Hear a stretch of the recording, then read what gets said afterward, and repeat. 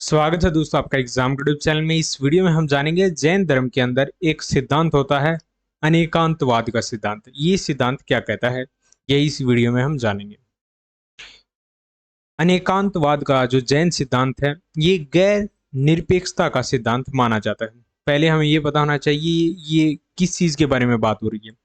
जैसे जो धर्मगुरु होते हैं या जो पैगंबर होते हैं, वो जब भी किसी धर्म की स्थापना करते हैं तो उसके अंदर वो एक चीज हमें देखने को मिलती है कि वो सत्य को जान जाते हैं। और उस सत्य को जब वो जान जाते हैं तो वो लोगों को बताने की कोशिश करते हैं।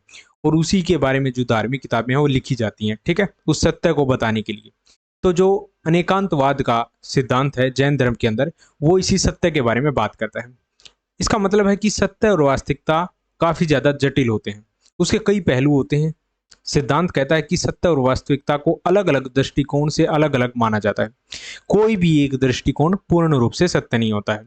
यानी सब लोगों के, सब धार्मिक लोगों के जो है अपने अपने अलग अलग सत्य होते हैं। किसी का भी जो है सिर्फ एक सत्य पूरा सत्य नहीं हो सकता, ये सिद्धांत कहता है।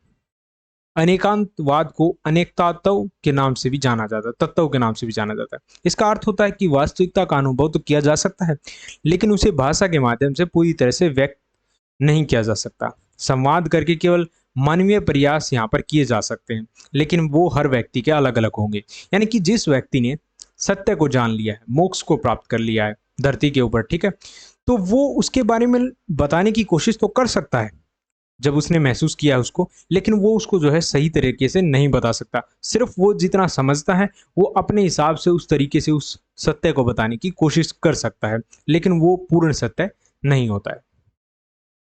जो अनेकांतवाद है वो जैन धर्म के मूल सिद्धांतों में से एक है। यह सापेक्षवाद और बहुलवाद की स्वीकृति को प्रोत्साहित करता है। ये बहुलवाद क्या होता है?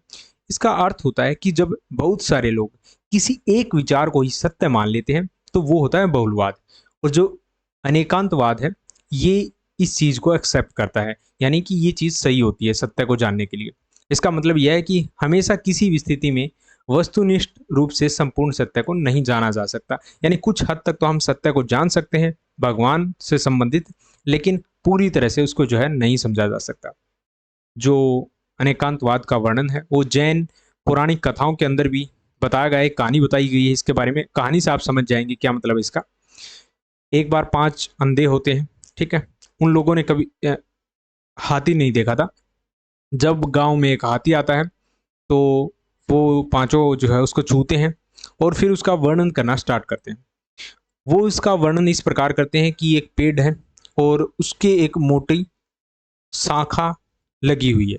यानी कि वो उसको बता तो देते हैं, लेकिन वो असल में पूरी तरह से उसको ये नहीं बता सकते। जैसे आपने हाथी देखा, इसलिए हम, अगर मैं कहूँ कि वो हाथी जैसा दिखाई पड़ता है तो हम समझ जाएंगे कि हाथी आपने देखा है तो हाथी जैसा दिखाई पड़ता है। लेकिन कोई ऐसी चीज बताऊं मैं आपको जिसको मैंने महसूस तो किया है, लेकिन उसको जो है मैं एक्सप्लेन नहीं कर पा रहा हूँ, यानी किसी ना किसी चीज से जोड़ के मैं आपको बता रहा हूँ, ठीक है। तो वही चीज है अनेकांतवाद। यानी कि यहाँ पर जो धर्मगुरु हुए हैं या धार्मिक व्यक्ति हुए, उन्होंने सत्य को तो जाना है, लेकिन जब उन्होंने कहानियों के माध्यम से या बाकी चीजों के माध्यम से लोगों को समझाया है तो वो पूर्ण सत्य नहीं समझा पाए हैं, यानी कुछ हद तक ही उसको बता पाए। यही था दोस्तों इस वीडियो में।